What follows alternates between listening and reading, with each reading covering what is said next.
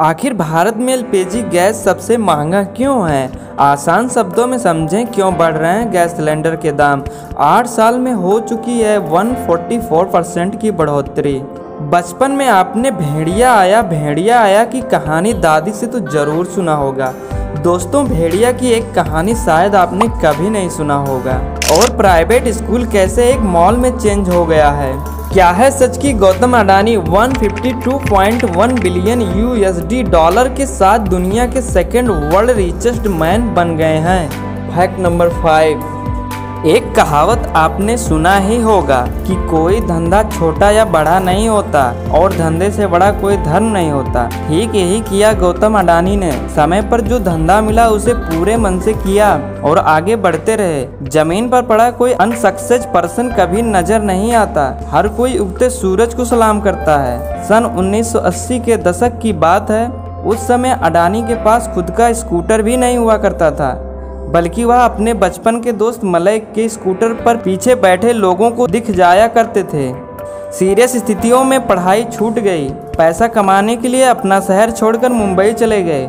अडानी ने एक सपना देखा था। वह सपना था अपने परिवार को गरीबी से निकालने का। यह नौकरी से संभव नहीं हो सकता था। 20 साल की उम्र में ही हीरे का ब्रोकरेज आउटफिट खोल दिया। कहते हैं कि मेहनत कभी बेकार नहीं जाती। अब अडानी की सफलता की शुरुआत हो चुकी थी। सपना बड़ा देखना चाहिए और अपने सपने को सफल बनाने के लिए जी जान लगा देना चाहिए। ठीक यही किया गौतम अडानी ने। आज के समय की बात करें तो गौतम अडानी का कारोबार पूरी दुनिया में कोयला व्यापार, तेल एवं गैस वितरण और इलेक्ट्रिसिटी जनरेशन पूरे एरिया में फैला हुआ है। इसलिए आज Gautam Adani 152.1 billion USD dollar के साथ दुनिया के सेकेंड वर्ल्ड रिचेस्ट मैन बन गए हैं। Fact number 4।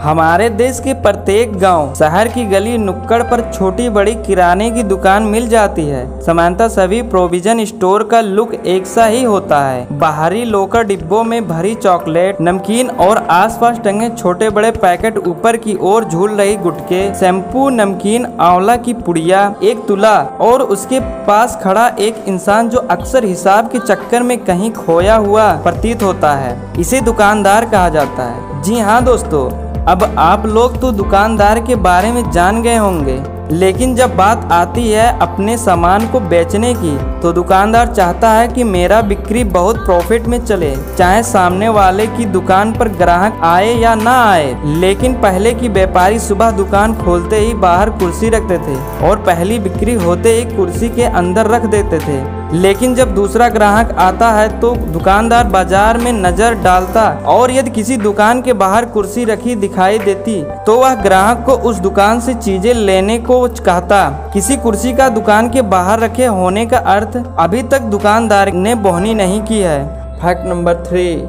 भले ही आज सभी पेरेंट्स अपने बच्चों को सरकारी स्कूल में भेजना नहीं चाहते हैं, लेकिन उन्हें भी इस बात की चिंता हमेशा सताती है कि प्राइवेट स्कूल का इतना अधिक फीस है, वो दे पाएंगे या नहीं। सरकारी स्कूलों का फीस कोई भी गरीब फैमिली बहुत ही आसानी से उठा सकता है। सरकारी स्कूलों में बुक्स और यूनिफॉर्म भी फ्री में दिए जाते हैं, जिससे गार्जियन को फाइनेंशियल रूप से काफी हेल्प मिलती है। सरकारी स्कूल में मिड डे मील की व्यवस्था से बच्चों के हेल्थ का भी विशेष ख्याल रखा जाता है और पेरेंट्स के सिर से हर महीने हजारों का फीस देने का टेंशन नहीं रहता है। लेकिन इंटरेस्टिंग वाली बात यह है कि प्राइवेट स्कूल अब विद्यालय नहीं मॉल हो गए हैं। जी हाँ, वहाँ बुक्स बिकती हैं, यूनिफॉर्म बिकते हैं, शूज बिकते हैं, मोजे बिकते हैं, ट्यूशन के मास्टर बिकते हैं, कुछ स्कूलों में धर्म भी बिकता है और सबसे लास्ट में एजुकेशन बिकता है। और ये सारे सामान लागत मूल से 10 गुने अधिक दाम पर बेचे जाते हैं।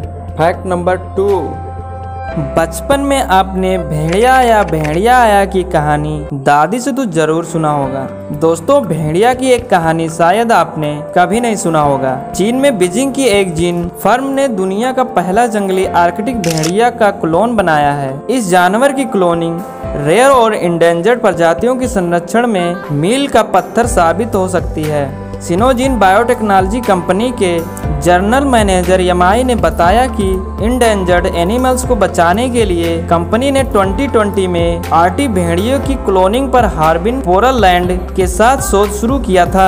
2 साल की कोशिशों के बाद आर्टिक भेड़ियों को सफलतापूर्वक क्लोन किया गया। कंपनी के मुताबिक माया नाम की इस मादा भेड़िए की सेहत अच्छी है, वह 100 एज की हो चुकी है। इस भेड़िए का जन्म 10 जून 2022 को हुआ था। आर्टिक भेड़ियों को बचाए रखने की कोशिश में इसे चीन की बड़ी कामयाबी माना जाता है। फैक्ट नंबर 1, आखिर भारत में एलपीजी गैस सबसे महंगा क्यों है? आसान शब्दों में समझे क्यों बढ़ रहे हैं गैस सिलेंडर के दाम। 8 साल में हो चुकी है 144% की बढ़ोतरी। रसोई गैस सिलेंडर के दाम बढ़ने में 3 कारण मुख्य रूप से जिम्मेदार हैं। क्या है एक कारण और क्यों बढ़ रहे हैं दाम? भारत में सप्लाई की जाने वाली एलपीजी गैस में 60% ब्यूटेन गैस होती है और 40% प्रोपेन। इन दोनों की कीमतें एलपीजी के दाम बढ़ने में अहम भूमिका निभाती है। इसके अलावा रसोई गैस सिलेंडर के दाम बढ़ने में 3 कारण मुख्य रूप से जिम्मेदार हैं। नंबर 1, तेल की कीमतें। नंबर 2, डॉलर के मुकाबले रुपए का एक्सचेंज रेट। नंबर 3, रूस यूक्रेन युद्ध।